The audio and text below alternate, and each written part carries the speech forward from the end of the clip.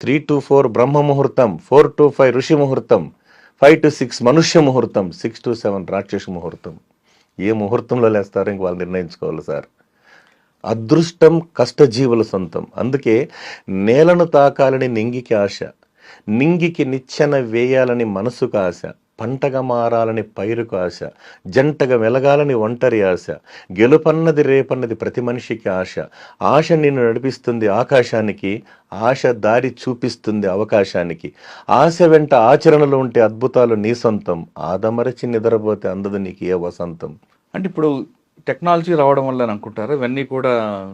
అంటే టెక్నాలజీని వాళ్ళకి కొంతమంది యూత్ చూస్తున్నామండి, ఒకప్పుడు అమ్మా నాన్న కుటుంబం లేదా నాన్న స్నేహితులన్న ఒక భయం ఉండేది.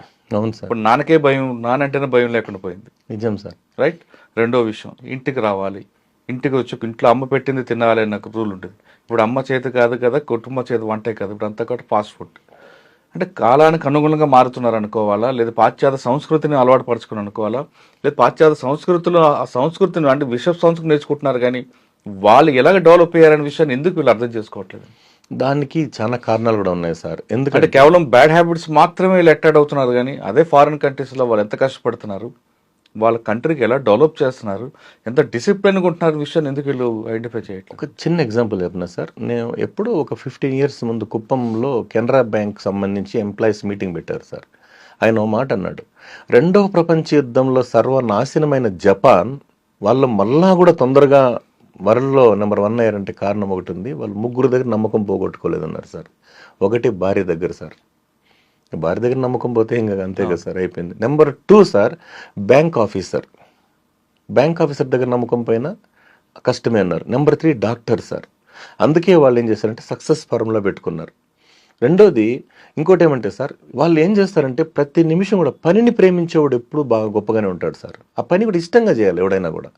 ఎవడైతే వర్కహాలిక్ ఉంటాడో వాడు హ్యాపీగా మన లైఫ్ని వాడు తీసుకెళ్తుంటాడు. ఇంక మిగతా వాళ్ళ హ్యాబిట్స్ మనం ఏమనలేము. ఎందుకు అయిపోతుందంటే దీనికి మొదటి నుంచే వస్తుంది సార్, మొగ్గ నుంచినే చూసుకోవాలి మనం. ఎందుకంటే వాడు ఫస్ట్ ఆఫ్ ఆల్, నేను చిన్న సబ్మిషన్ సార్, బేసిక్ నుంచి కూడా ఇప్పుడు కొంతమంది బాగా స్పోర్ట్స్ ఇంట్రెస్ట్ ఉన్న బిడ్డలు ఉన్నారు.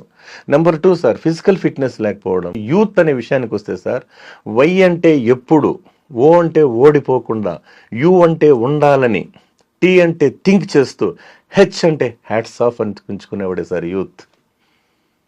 ఎందుకంటే సార్ అనుశక్తి అంటే యువశక్తి ముందు అనుశక్తి కూడా తక్కువే సార్. యువశక్తి ముందు అనుశక్తి కూడా తక్కువే. ఎందుకంటే యవ్వనం అనేది జీవిత సారాన్ని పిండుకోవలసిన సమయం. యవ్వనం జీవితానికి ఉత్సాహాన్ని ఇచ్చే ఒక గొప్ప పదం సార్. అందుకే మై డియర్ యూత్, మీరే దేశానికి దిక్కు, మీ మీదే జనం లుక్కు, మీరుండడం మీ ప్రజల లక్కున అన్నాను. కరెక్టే అండి. ఎందుకంటే ఒక దేశం అభివృద్ధి చెందాలంటే ఖచ్చితంగా యూత్ ఉండాలి. అవును సార్. వాళ్ళ యొక్క కష్టం మీద దేశం ముందుకు వెళ్తారు. ఇప్పుడు వాడు ఎప్పుడైతే కష్టపడే మనస్తత్వం పోయారు, అంత విలాసాలకి, డ్రగ్స్ కి, దీనికి వీటికి ఎక్కువగా వాళ్ళు మొదలు చూపిస్తున్నారు తప్ప కష్టపడాలి, మనం ఒక మంచి ప్రొడక్ట్ అవ్వాలి అనే ఆలోచన రావట్లేదు. ఒక బలమైన నిజం సార్, మీరు చెప్పింది వాస్తవం. అంటే నా పరిధిని మించి నేను మాట్లాడకూడదు కాబట్టి నేను దయచేసి చెప్తున్నా, అదృష్టం కష్టజీవుల సొంతం అన్నారు సార్.